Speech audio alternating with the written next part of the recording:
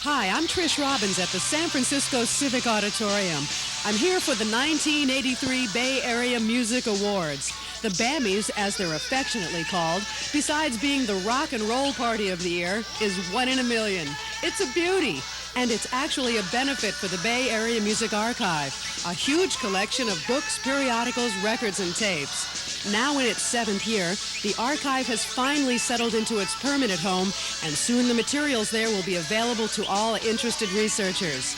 The award show generally raises half the operating budget for the archive and provides a forum for celebration and congratulations for the local music scene.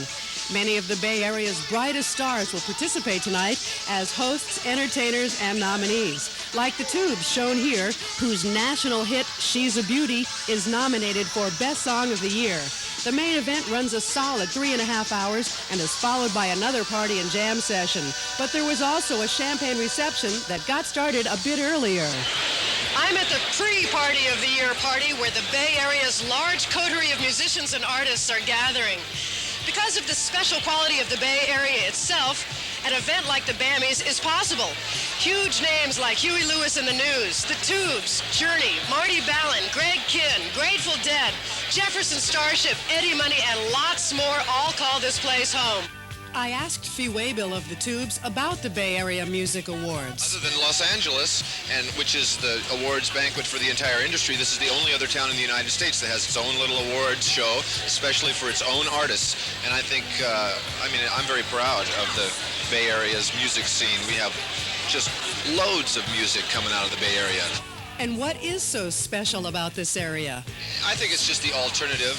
You know, people that don't want to live in Los Angeles. You're a lot more relaxed here. You can be more creative. There's no pressure. It's a real nice town to live in, I think, and easy to work in. I'm with Dennis Erikin at the 7th Annual Bay Area Music Awards. Dennis, did you have any idea when you started BAM Magazine so many years ago that the party would get to be this big? Well, I never had an idea it would get to be this big. I knew that we were going to have a party like this that first night when I came up with the idea of BAM Magazine and the archives and the music awards in 1975 as a completely broke musician. It seemed like this kind of stuff was going to happen. I had no idea it was going to grow to this size, though. When does all the work start for the Bammies? It must take quite a few months to get this together.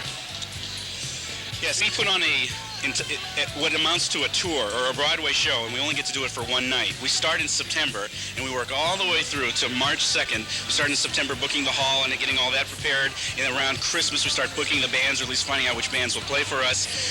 So for the last couple of weeks we go nuts, and it takes about 6 months to do a show that lasts for one night.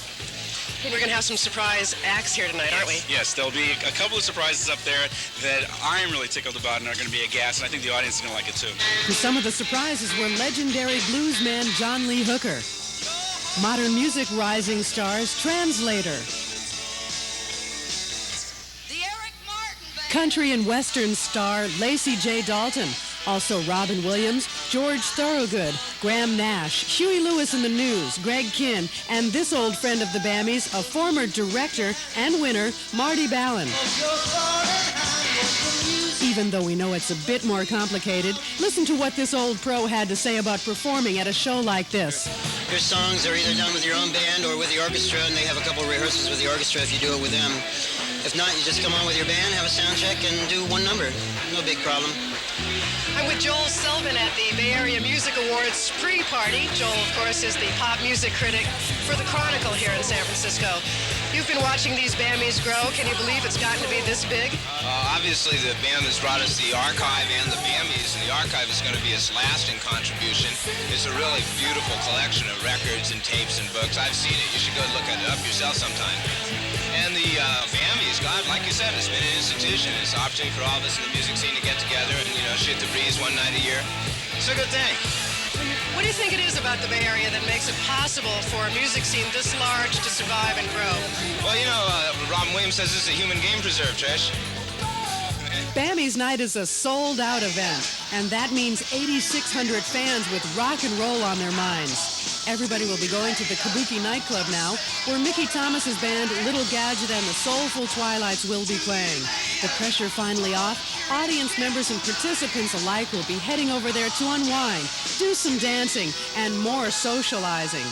For many traveling musicians, this is one of the few times of the year when so many friends are together under the same roof, and no one wants to see the night end soon. That's why there is the post-party of the year party, to finish off the evening in style. From the 1983 Bay Area Music Awards, good night, and I'll talk to you later.